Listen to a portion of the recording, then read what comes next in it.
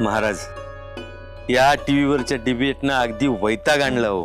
म्हणजे अगदी नको नको करून ठेवलंय. मला सांगा, आपण या दोघं भावांमधला कलगीतुरा बघायचा का? दुर्दैवी आहे अगदी. आणि त्यातही महत्वाचं काय, तो दोघेही माझे विद्यार्थी.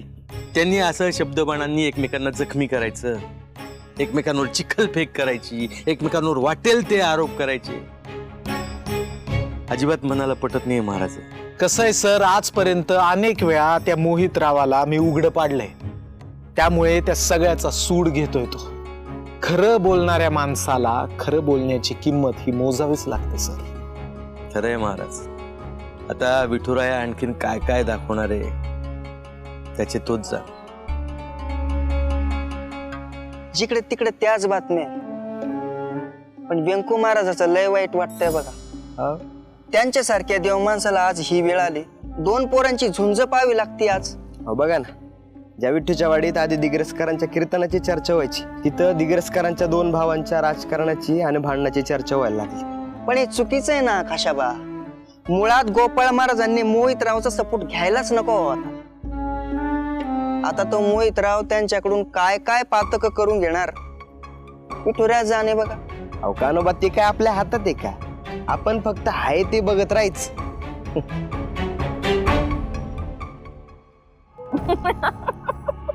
अहो बास मोठ्या भाई, अहो थांबा जरा. अहो आनंदाचं तुफानच आलंय की तुमच्याकडं. आनंद असा वाऱ्यासारखा घुमायला लागलाय सगळीकडं. हो अहो तसंच झालंय, आणि याला कारण तुम्ही आहात. अरे बापरे. आम्ही हा म्हणजे काय? अहो एकदम सरपंच झाले का काम करायला लागले.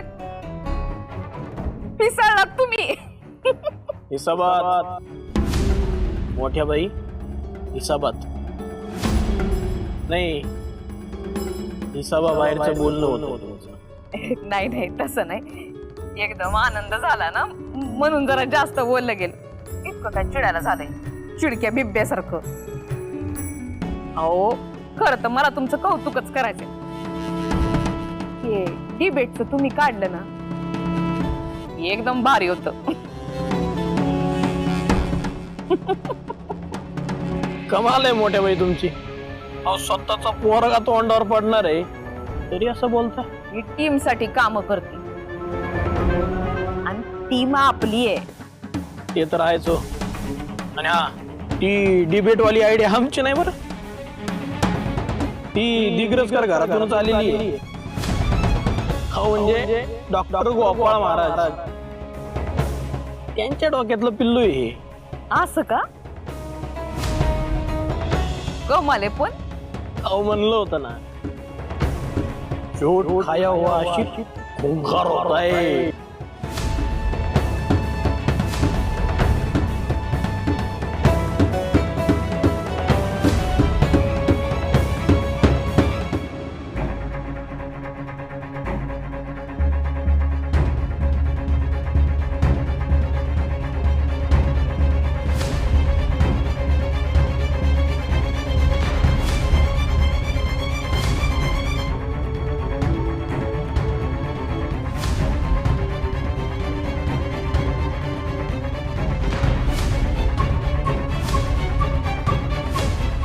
श्रीकला सरप्राईज. कशा आहात काकू तुम्ही? मी मस्त. तू इकडे कशी काय आज? मी खास तुम्हाला भेटायला आले. तुम्ही इतकी माया लावता ना मला, असं वाटतं रोज भेटावं. मला कायमचं या घरात येऊन जर राहता आलं असतं ना तर नक्की राहिले असते.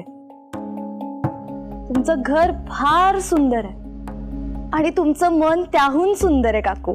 अगं मग ये की राहायला.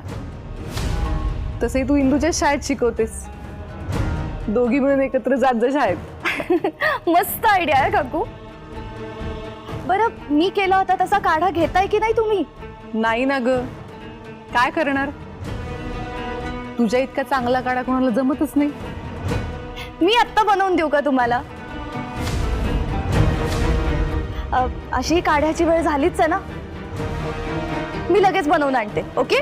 नाही, अजिबात नाही.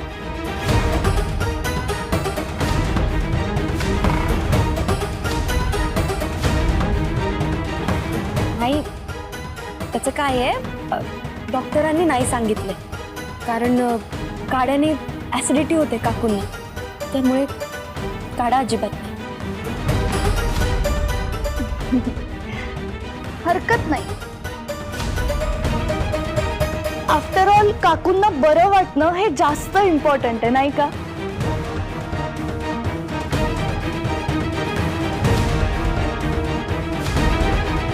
तुझ्या आई सारख्या आहेत ना ग त्या? आईपेक्षा जास्त आहे.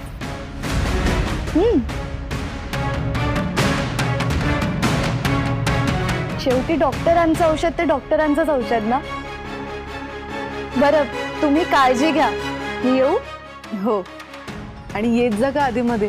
तू आलीस ना की बरं वाटतं मला. हो ना, मग मी रोज येते आता इथे. चालेल. चलो, टेक केअर. अच्छा, बाय. बाय.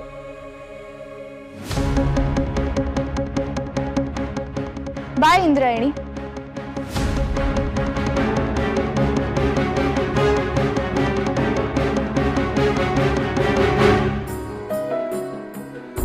इंदू, काय गोड मुलगी आहे ग ही.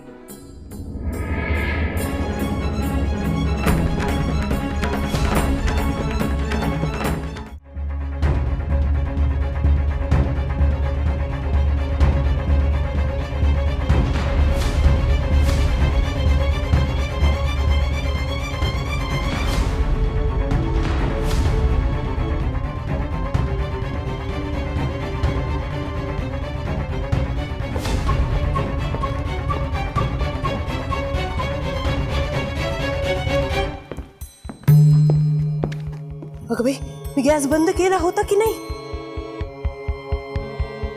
नारायणी ताई,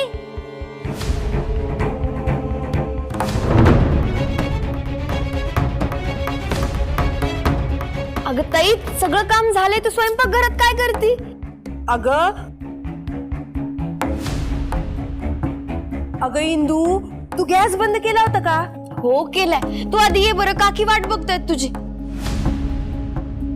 बरं आले, थांब.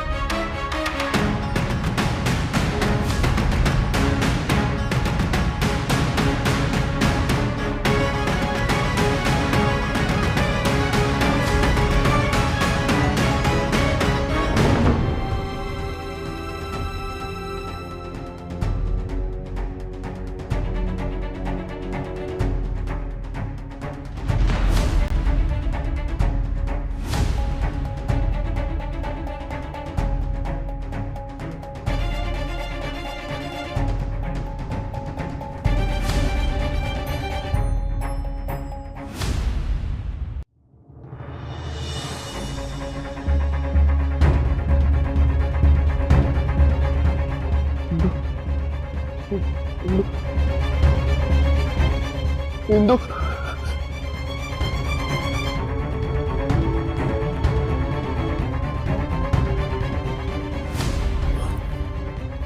आदू अरे आदू आदू काय होतंय आदू अयो मायो किती ताप भरलाय आदू विठुराया त्या तुला काही देऊ नको रे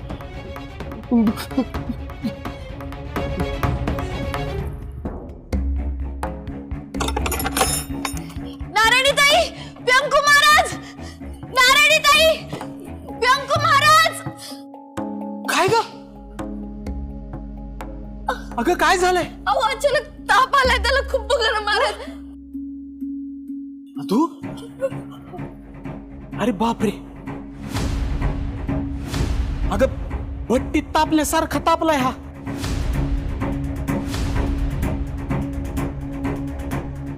नारायणीताई पाण्याच्या पट्ट्या ठेवूयात का हो हो हो.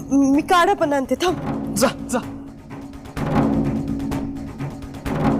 थर्मामीटर काढा पण ताप किती आहे बघूया हा हा मी बघते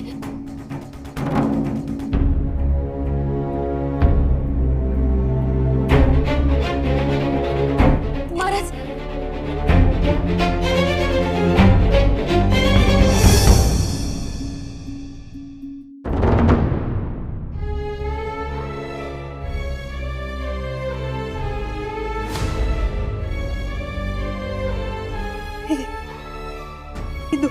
अरे बापरे हिंदू अगं 103 टेम्परेचर याला मी गोपाळला बोलावून आणतो काका मी जाऊन बघितलं त्याच्या खोलीत तो नाहीये तो रात्रपाळीवर गेलाय मी तापाची गोळी आणू का जा घेऊन ये पटकन जा इंदू हे घे. हा तू पट्ट्या ठेव मी गोपाळला फोन करतो आणि घरी बोलावून घेतो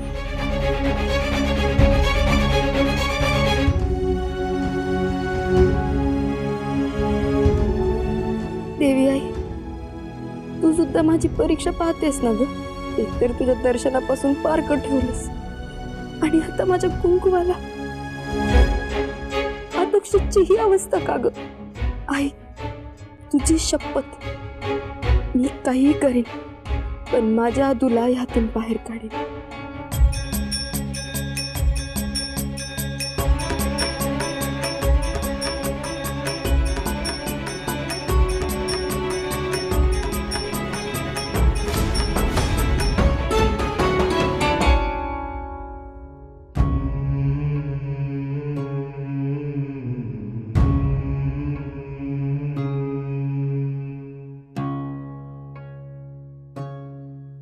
हिंदू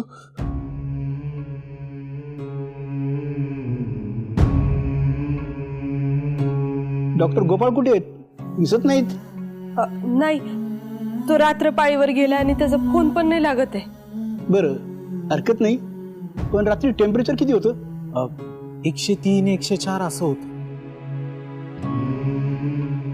अचानक इतका ताप कसा आला अहो तेच तर कळत नाहीये डॉक्टर म्हणजे आम्ही तापाच्या गोळ्या दिल्या थंड पाण्याच्या पट्ट्या ठेवतोय सारख्या तरी सुद्धा ताप कमी होत नाहीये घटक्यात थंडी भरते घटक्यात गरमी होते आणि अचानक नाकातून रक्त पण आलं होतं डॉक्टर नेमकं काय झालंय अधोक्षजला ताप आला हे इतकं सांगू शकतोय पण बाकी सर्व टेस्ट केल्यानंतरच कळेल पण असं अचानक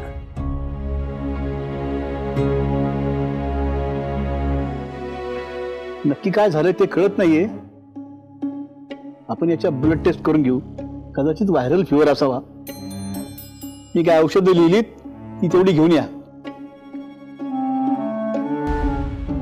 येतो मी काळजी घ्या या डॉक्टर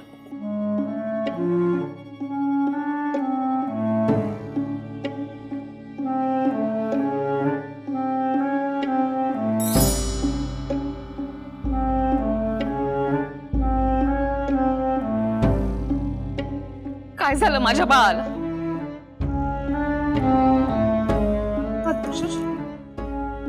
रात्रीपासून तळमळत आहे पण मला कुणी सांगितलं नाही. काय काय इंद्रायणी,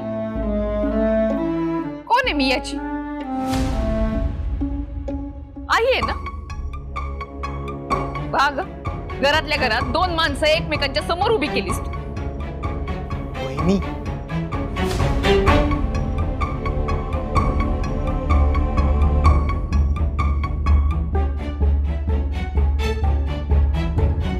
अहो, तुम्ही विनाकारण उगीच इंदूला का बोलताय? तिनं काय केलंय? भाऊजी एकदा चेहरा पा माझ्या लेकराचा इलुसा झालाय. रात्रीपासून काही खाल्लं पिल्लं पण नाही त्यानं. आई सकाळी जे माझं पिळवटणार नाही का हे काही नाही. तू का नाही सांगितलंस मला? अगं आई, इंदू तुझ्या खोलीजवळ येऊन मोठ्या बाईचा घोषा लावून गेली. तुझं फक्त घोरणच बाहेर ऐकू येत होत. नारायणी, मोठे बाई, अहो म्हणजे तुमचा डोळा लागला असन म्हणून माझ्या तरी सुद्धा उठवायचं. आई आहे मी याची. मला बोलवलं असतं तर कदाचित बरं सुद्धा वाटलं असतं त्याला. ते काही नाही. यापुढं असं काही झालं ना तर लागलीच मला सांगायचं. डॉक्टर काय म्हणाले? काय नाही, औषधं दिलीत त्यांनी, पण अधोक्षेच्या काही ब्लड टेस्ट करायला सांगितले. त्याचे रिपोर्ट आल्यावर मग पुढचं ठरवता येईल असं म्हणाले. याला निदान करायला ब्लड रिपोर्ट लागतोय. ते काय नाही, माझ्या पोराला कुणाची तरी नजरच लागली.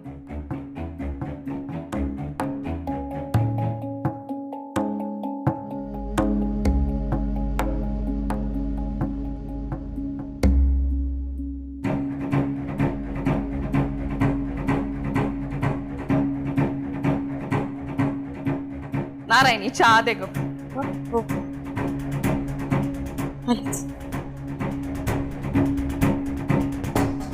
औषधांचं बघतो.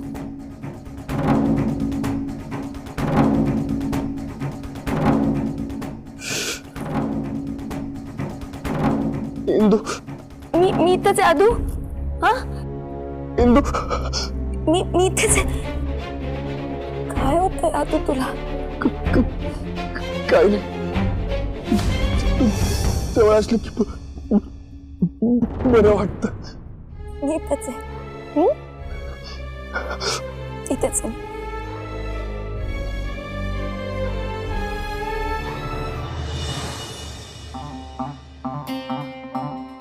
आजी, आजी, अवकर आजी. काय रे पोरांनो, असं आजींना चिडवतात का? म्हाताऱ्या माणसाची मदत करायची का त्यांना चिडवायचं? सांगू का व्यंकू महाराजांना नाव? नाही नाही ताई, सॉरी ताई. आजी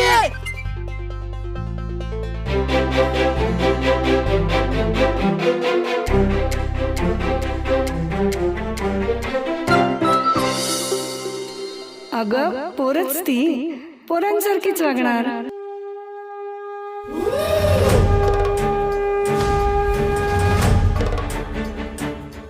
इंदू म्हणजे कीर्तन करणारी इंद्रायणी तूच ना?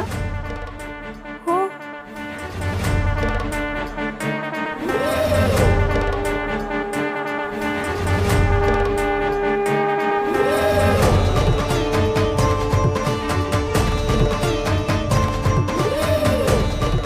काय झालं आजी? काही नाही ग, तू मनापासून कीर्तन करतेस ना म्हणून विचारलं. तुम्ही ऐकलंय? पोहोचले माझ्यापर्यंत. फॅशन म्हणून देवदर्शनाला जायच्या जमान्यात मन लावून नामस्मरण करतेस.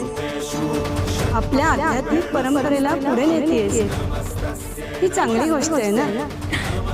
आयो मायो, आध्यात्मिक परंपरेला पुढे नेते का नाही हे माहित नाही, पण माझ्या विठुरायाचं नामस्मरण करते हे नक्की.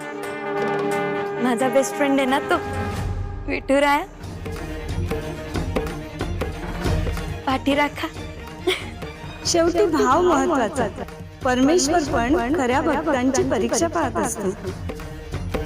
तुझ्याकडे पाहून वाटत नाही ग तू परीक्षा देऊ शकशील असं?